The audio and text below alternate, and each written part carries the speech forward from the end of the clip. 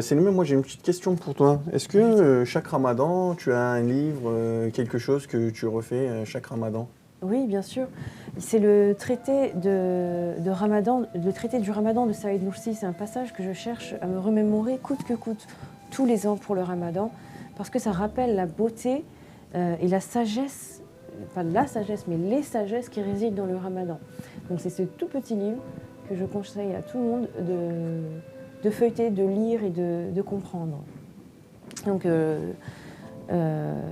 si tu le permets, Abbé, je commence. Donc, Ustad Saïd Nursi, à travers ce traité, il fait l'exégèse du verset 185 de la sourate Baqara. En fait, Ustad Saïd Nursi nous rappelle que le jeûne, c'est un des piliers de l'islam, un des symboles de l'islam, et qu'il y réside des sagesses innombrables et infinies. Mais il va quand même nous faire l'énumération de 9 sagesses. La première de celles-ci est liée à la seigneurie d'Allah Ta'ala, c'est-à-dire la disciplination des serviteurs. Donc, seigneur, maître, le maître a un pouvoir de disciplination sur ses serviteurs. Donc, je m'explique. Pendant le ramadan, il faut imaginer la terre comme une grande table servie avec des plats, des mets, et des desserts, etc. Mais sur laquelle on ne peut pas se servir sans l'autorisation d'Allah Ta'ala, notre créateur, celui en quelque sorte qui a servi, dressé la table. Et ça va nous permettre de nous rappeler notre statut de serviteur d'Allah, de notre soumission à notre maître, donc de son statut à lui de seigneur. Et c'est très important parce que on se rappelle que rien ne nous appartient. Par exemple, si ce stylo t'appartient, moi je ne peux pas me permettre de l'utiliser à ma guise sans ta permission. Eh bien c'est de la même manière. Allah nous interdit de boire, de manger et d'autres désirs, d'autres volontés, d'autres besoins qui sont licites en temps normal, mais il nous les interdit durant une durée. Et en fait, le fait que nous, on ne puisse pas se saisir de ce dont on a envie, ça nous rappelle en fait que le véritable maître, le véritable détenteur, c'est Allah Ta'ala. Donc ça, c'était la première subtilité.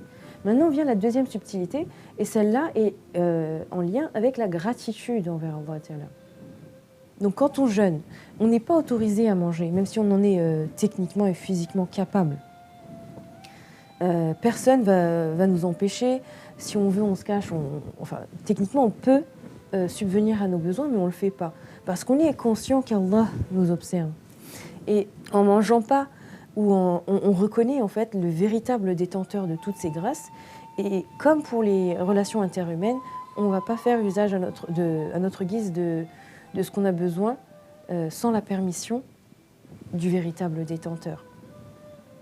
Donc là, on doit remercier aussi, pareil que pour les relations interhumaines, si je t'emprunte quelque chose, si tu me prêtes quelque chose, si tu m'autorises à utiliser quelque chose qui t'appartient, quand je vais te le rendre, je vais te remercier.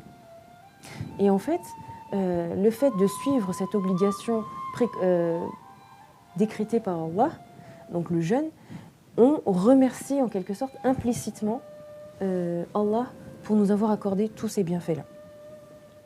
Et ainsi, en suivant donc les règles, on devient des serviteurs reconnaissants d'Allah. Maintenant, on passe à la troisième subtilité.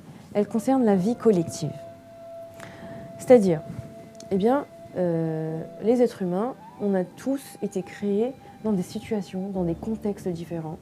On a tous eu dans notre vie, à un moment donné, une chance que d'autres n'ont pas eue, ou on n'a pas eu la chance que d'autres ont eue, etc. Donc on est tous à des niveaux différents. Eh bien, le jeûne, ça va nous permettre de comprendre l'état dans lequel sont des personnes qui ont plus faim que nous, qui ont moins de moyens que nous. Les plus démunis. Les plus démunis. Et il y a toujours des personnes qui sont dans un état plus difficile. Et c'est pour ça que le jeûne, il est obligatoire pour tout le monde, sans distinction au niveau de la richesse. Par exemple, le hajj, il est obligatoire juste pour les personnes qui ont les moyens de se payer le hajj. Alors que le jeûne, il est obligatoire pour tout le monde, parce qu'il y a toujours des personnes qui sont dans un état plus difficile que le nôtre. Effectivement. Donc ça nous permet de concevoir la situation des personnes qui ne bénéficient pas de la chance que nous, on a. Donc, du coup, si je résume, la première, c'est la seigneurie d'Allah. C'est ça. La deuxième, c'est la gratitude envers Allah. La troisième, c'est l'aspect visant la vie collective. Et la quatrième, c'est quoi du coup? Et la quatrième, elle est liée à l'éducation de l'ego. Donc la quatrième subtilité, c'est concernant l'éducation de l'ego. L'ego, il tend vers la liberté, il tend vers l'indépendance, il refuse en fait l'idée d'être éduqué, d'être éprouvé, d'être soumis. Mais le jeûne, ça nous bloque sur plein de choses banales. Un fruit, une pistache, je ne sais pas pourquoi j'ai donné cet exemple, un verre d'eau, des trucs banals. Et ça nous rappelle la situation de possession. Donc on est une possession et pas des possesseurs.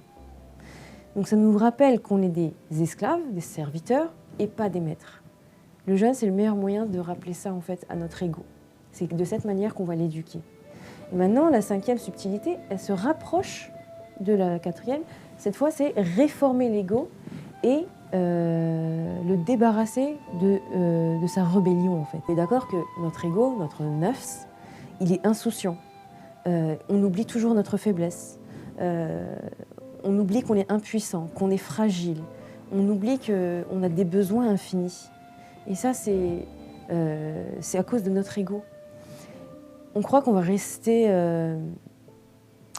éternellement sur Terre, alors qu'en fait, tôt ou tard, il ne va même pas rester une seule poussière de notre entité, en fait. Et ça, on croit qu'on va rester éternellement sur Terre, et en plus en grande forme, et en plus avec de la force et de la puissance. Alors en réalité, on n'a même pas. Voilà. Ouais.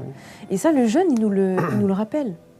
Nous, on tombe dans la dunya avec avidité et attachement et amour, comme si on allait être éternel. Mais en fait, on oublie de cette manière notre Créateur, on oublie notre position. Et le jeûne, ça nous rappelle la faiblesse. Quand tu jeûnes, tu n'as pas l'énergie que tu as normalement. Tu te rends compte à quel point tu es dépendant de nourriture, d'eau et de plein d'autres choses.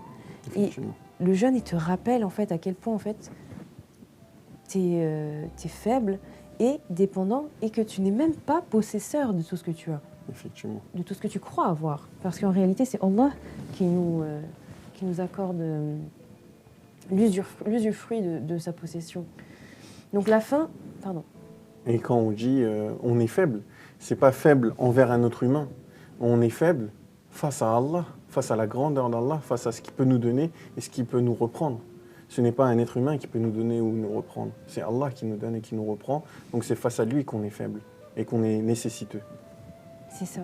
Donc en fait, finalement, la fin, c'est comme une claque qui va nous réveiller, qui va nous permettre de prendre conscience de notre véritable identité, si je peux dire. C'est ça. Nous, on a besoin de miséricorde, on a besoin de l'aide d'Allah, on a besoin de choses infinies. Et réaliser cette situation, ça va nous permettre de pousser notre nefs à abandonner la rébellion, de se soumettre et de se tourner avec sincérité vers le détenteur de toutes choses. Eh bien, très bien, Célimé. Merci. Donc, les deux derniers points, c'était sur l'ego. C'est ça. Très bien. Donc, si vous avez aimé, de toute façon, sur notre chaîne Boussole, on a Yafe Sahabi qui nous avait fait l'explication du traité du Ramadan. Elle est beaucoup plus détaillée et beaucoup plus complète que celle voilà. que je vais faire. Donc, n'hésitez pas. Vous pouvez retrouver tous les détails dans cette vidéo sur notre chaîne YouTube Boussole.